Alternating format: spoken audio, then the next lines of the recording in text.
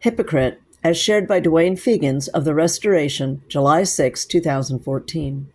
When I was brought back to a Restoration branch, I was searching for open communication with my Lord. One time I was standing in the church foyer, an audible voice said, "Hypocrite." I was in a jovial spirit and asked the Lord, How is it that you see me as a hypocrite?" He answered my question with a question. "Where did you find me?" The first thought that came to mind was, I came through the doors of AA to establish the God of my understanding. Nevertheless, nothing else was said at that time. Later on down the road of time, I pondered concerning the Lord's answer. Where did you find me? My beginning to know him started at the AA recovery group.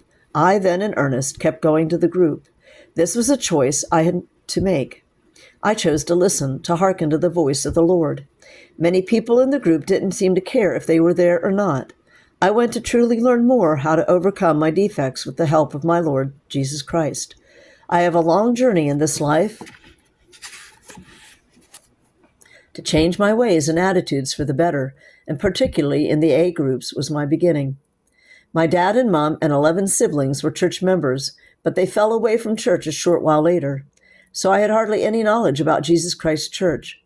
I lived the ways of the world and had a lot of defects or sins in my life. I'm thankful that the Lord led me down this path so I could learn more about him and what I needed to do to change my life. That's what Jesus Christ does for each of us. He leads us on the right path to get to know him better and what it takes to be with him in his kingdom. The definition of a hypocrite is a person who puts on a false appearance of